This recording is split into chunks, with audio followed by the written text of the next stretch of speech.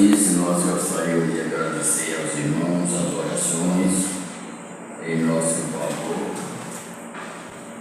Na quarta-feira estávamos impossibilitados de estarmos aqui, mas o Senhor nos recuperou parcialmente e nós estamos aqui com alegria, prazer, satisfação de estarmos servindo ao Senhor na primeira escola dominical do ano. O nosso estudo ainda é sobre quem é Deus. E falamos na semana passada sobre Deus, a continuação da vida depois da morte. E hoje nós vamos falar que parece que são similares. Deus é a continuação da vida depois do fim. Aí nós começamos a pensar, morte e fim não é a mesma coisa? Tem pessoas que respondem e tem pessoas que respondem não. Na consciência bíblica, material e espiritual, a morte não é o fim para o espírito e fim para a matéria.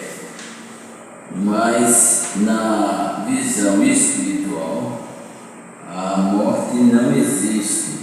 A morte é o afastamento de Deus, significa morte.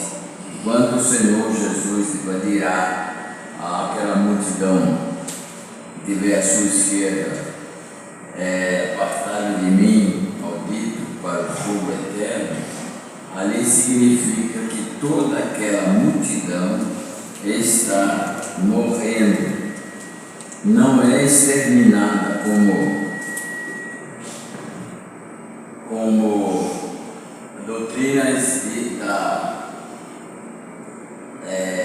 evangélica ainda, com os títulos evangélicos, ensinam que os ímpios serão aniquilados, exterminados.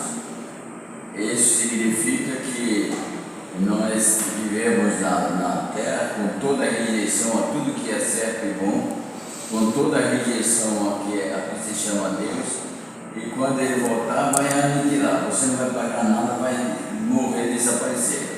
Aí é o fim em geral, você não vai ter mais nenhuma responsabilidade, vai ser um símbolo da morte física, você não se lembra de nada, não faz nada, mas isso não é o teor do ensino bíblico. A Bíblia nos ensina que nós vamos estar no fim. Chegou o fim de todas as coisas, chegou o dia da vida de Cristo, chegou o dia do ajuste de contas, chegou o dia do julgamento. E esse dia não é o fim de maneira nenhuma, nem para os ímpios, nem para os salvos. Esse dia é o dia do fim da era humana. E depois do fim dessa era humana, Deus faz com que as vidas continuem.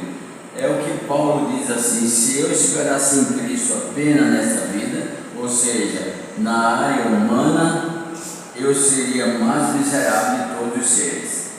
Então, nós estamos dentro do conceito da área humana, mas com a prerrogação de ultrapassarmos essa área humana e sermos incorporados na área espiritual. É o que diz a Bíblia sobre as transformações dos corpos. E o texto básico nos fala bem diretamente sobre isso, que é Apocalipse 21, 5 e 7, que diz assim: e o que estava assentado sobre o trono disse: eis que faço novas todas as coisas. E acrescentou: escreve, porque essas palavras são fiéis e verdadeiras.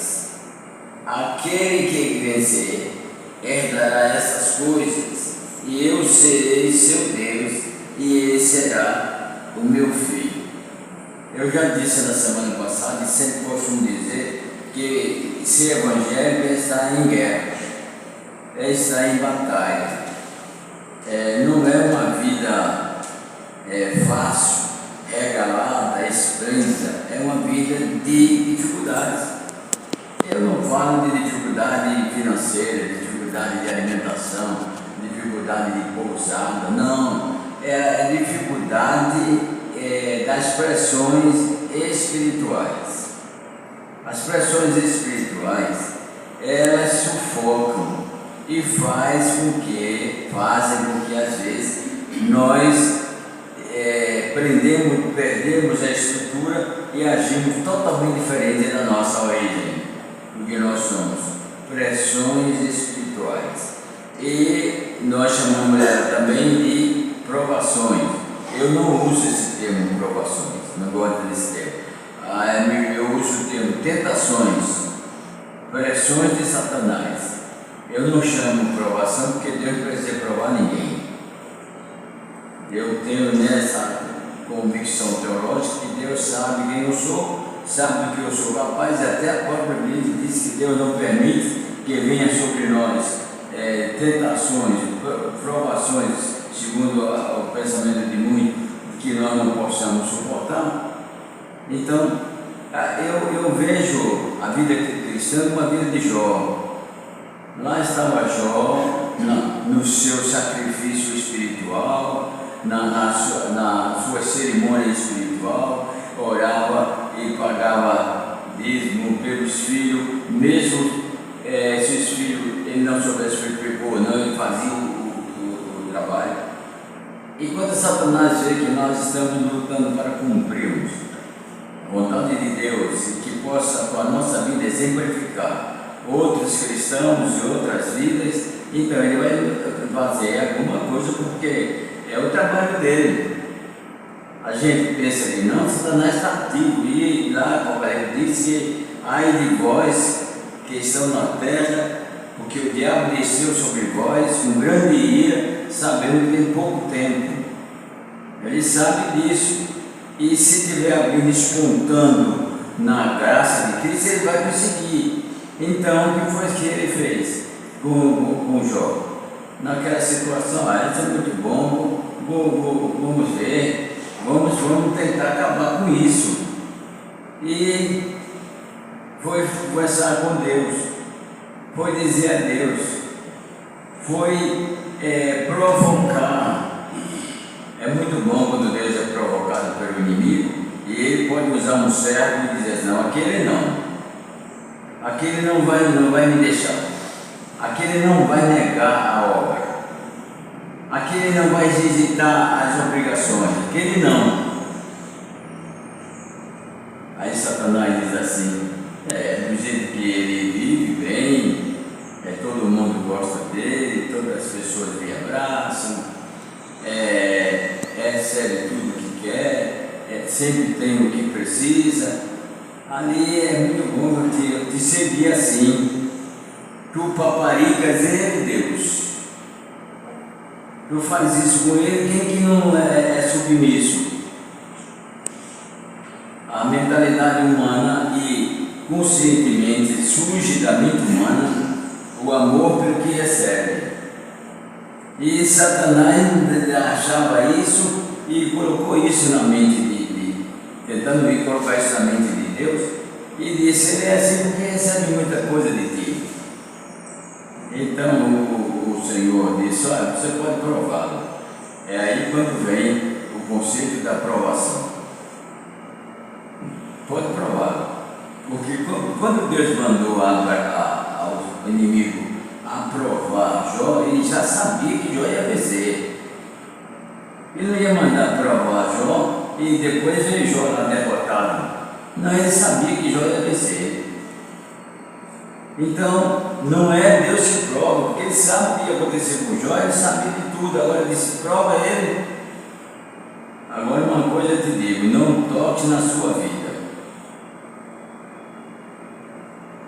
Alguns críticos da Bíblia dizem assim, Deus devia ser mais sério quando entregou Jó a Deus, dizendo que poupasse só a vida dele. Se ele fosse mais conciso, ele não permitiria que Jó passasse por aquela enfermidade no corpo.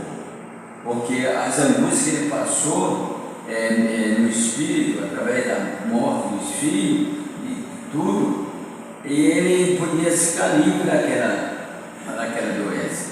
Mas nós só podemos provar o nosso sentimento, o amor por alguém, quando o nosso físico é abatido, quando o nosso físico recebe pressão. Então, Jó podia amar os filhos, perder o filho, mas como é que podia se provar que Jó amava o filho a ponto de não sentir nada? Ou de estar numa situação de tanto sofrimento? O que provou também, excessivamente, foi o próprio corpo dele. E Satanás, quando tem a aprovação de Deus, ele vai em cima mesmo. E às vezes não é Deus que aprova a perseguição, a aprovação de Satanás. É o próprio homem, é o próprio crente. Quando nós desviamos da verdade e buscamos as coisas do mundo, nós estamos dizendo assim: ora, Satanás está à porta da minha vida aberta. E Satanás é afoito. Se tiver a porta encostada, ele empurra. Jesus não. Jesus diz: eis que a porta e bate. Ele bate na porta. Nós abrimos a porta do nosso coração para Jesus, da nossa vida, porque nós queremos. Nós sentimos vontade, nós sentimos amor, nós sentimos necessidades e abrimos a porta para Ele. Mas Satanás não. Satanás é feito polícia federal. Ele chega nas portas, mete o pé, arromba a porta e manda botar a mão na cabeça. O crente, quando passa por essa situação, tem que pôr a mão na consciência e nunca culpar Deus. E às vezes nós culpamos Deus. Mas, Senhor, por quê? O rei Davi, quando viu a espada do anjo desembainhada sobre seu reino e as tristezas, ele, claro que podia perguntar ao Senhor: Senhor, por que você abriu a porta da sua vida para o adultério? Você abriu a porta da sua vida para um crime, um pecado chamando o outro. Então, não pergunta a Deus por quê. Seja responsável pelo que você fez. Isso é muito interessante na vida do cristão. É uma representação do próprio Deus. Deus foi responsável pelo que fez. Ele fez o homem lá no Éden. O homem estava preso, perdido por Satanás. Então ele mandou o seu Filho único para morrer, para libertar aquilo que ele fez. A morte de Cristo na cruz não foi nada mais do que responsabilidade de Deus para salvar aquilo que ele tinha feito. E ainda mais, quando ele fez, olhou, a Bíblia disse que tudo que fez era muito bom, era bom. E quando foi na fritura do homem, ele disse: muito bom. Então, nós os cristãos temos que ter responsabilidade pelos nossos erros, o que cometemos, e nós não deixamos de cometer erros. Então temos que ser responsáveis para que o inimigo tente, o inimigo nos machuque, mas não vença, atinge o nosso corpo, mas não vença a nossa alma. Enquanto estivermos na terra, o inimigo vai se andar conosco. Isso é através de um filho, através de esposa, através de um vizinho, através de um colega de trabalho, através de parente de perto, de longe. Satanás vai se andar conosco. Agora, é necessário termos visões espirituais E se cometermos o erro, temos responsabilidade, primeiro de admitir, fui eu, e depois de pedir perdão a quem pode perdoar, que é o Senhor Jesus Cristo. Vai ter fim não, vai ter um fim do seu labutar. Nós não precisamos mais estar angustiados em ver pessoas morrendo, precisando se salvar, e nós estamos pedindo para a igreja, temos que ir, e esse vai chegar, vai ter fim, porque nós vamos receber uma vida nova. E em complemento com isso, pastor, eu só percebo que quando a gente sai de casa, a gente vê como as pessoas estão perdidas. Se eu fico em casa, ali, né, confinado ali, eu não estou vendo. Quando eu entro em contato com a minha família, eu vejo como as pessoas estão precisando de Jesus. Quando eu vou para a rua, Ciro Nazaré, Reis ontem, né, de Reis e tal, e Carnaval, e final de ano, e fogos, só quando a gente sai, né, a gente vai para fora. O mundo vai confinado, a gente não vê. Está expresso no mundo que a Bíblia diz: o mundo jaz do maligno. Vamos ler um pouquinho mais. Isso ocorre por causa do valor excessivo que é atribuído a esta vida, como também a falta de fé e de conhecimento sobre o desconhecido mundo dos mortos. Nossas almas concebem o fim, porque elas vieram de Deus, mas o pecado se aprofundou em nosso interior e deformou os sentimentos que foram plantados por Deus. Os pensamentos não deformados deveriam continuar e as gerações passariam de umas para outras. Mas sentimentos deformados só produzirão pensamento e ações deformadas. Assim, as sementes extraídas de nós só poderão produzir vidas defeituosas, contrárias à própria existência. Essa situação é que envolve a norma da vida da sociedade, até mesmo o enxerto da religiosidade.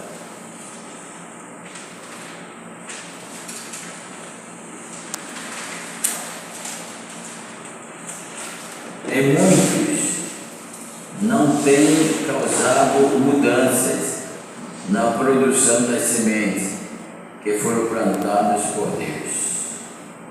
Elas caíram nos corações, mas não morreram. E assim o mundo tem se tornado matas nativas de Satanás. As sementes que Deus colocou no coração, nós somos feitura de Deus. E todo ser humano nasce com a semente de Deus. Agora, essa semente, como diz a parábola, tem que cair na terra e morrer. Uma coisa mais dizendo que só vai haver fundamento na vida espiritual se a morte existir. A morte da semente, a morte do impulso humano, a morte daquela natureza que só quer o bem próprio, a morte daquele impulso de pecado, daquele desejo impulsivo. Tem que haver isso, morte, porque senão a semente de Deus não brota. E nós temos a obrigação de fazer com que as árvores que somos brotem flores que atraiam o mundo. Mas o que está ocorrendo é que as flores do mundo estão atraindo as igrejas.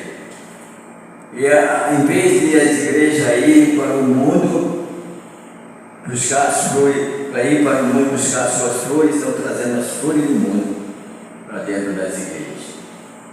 Mas mais responsabilidade tem que ser mantida pela semente de Deus que morreram e nasceram. Morrer e nascer está intimamente ligado a toda a história humana, tanto física como espiritual. Nasceu e morreu. Elas caíram nos corações, mas não morreram, e assim o mundo tem se tornado matas ativas de Satanás. Vemos que está avançando o mal, porque as sementes de Deus não morreram. Não terão frutos para serem transformados, serão vidas onde Deus não poderá colher nada. Estas serão cortadas e lançadas no fogo, que é o fim desesperador e o aniquilamento, em vez de serem transformadas.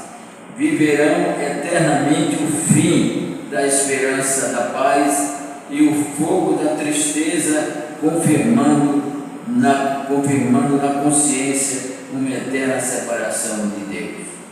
As pessoas que se identificam como habitantes do pomar do Senhor sabem e esperam este fim, sabendo também que este fim será o começo de uma vida sem pecado, uma vida eterna no paraíso com o Senhor Jesus, onde tudo se fará novo e excelente para o viver, as coisas, o viver espiritual. Mas as pessoas que se identificam com as árvores que querem sufocar a verdade e as coisas certas, desrespeitando o direito das outras, que querem sufocar as plantas de Deus, tentando forçá-las com as suas vontades e ideologias diversas, ainda que pela força andam seus ramos viciados sobre as plantas, podadas e limpas pelo Senhor. São essas que, no tempo próprio, lhes sobrevirá o fim.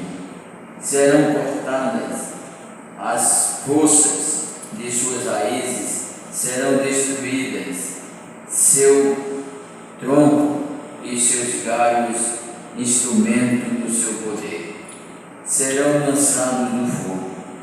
Essas pessoas não conhecerão a vida depois do fim, porque no fim, onde serão lançadas, é a segunda morte. Todas as árvores frutíferas de Deus foram mortas pela ação de Satanás. Nós nos tornamos desertos, mas Deus nos fez nascer novamente. Nascemos pela fé em Cristo, e é esse nascimento que nos garante a vida depois do fim. Quem não nascer novamente não poderá ver a vida depois do fim. Deus nos abençoe. Amém. Glória a Deus, né? Deus muito somos gratos por Deus continue cada dia mais a nossa sabedoria da parte dele. Vamos encerrar a nossa escola dominical, a primeira do ano, e vamos orar, agradecer a Deus por tudo que Ele tem feito em nossas vidas, pelos que vieram e os que não vieram, que Deus possa despertar aqueles que não vêm para poder orar ao Senhor.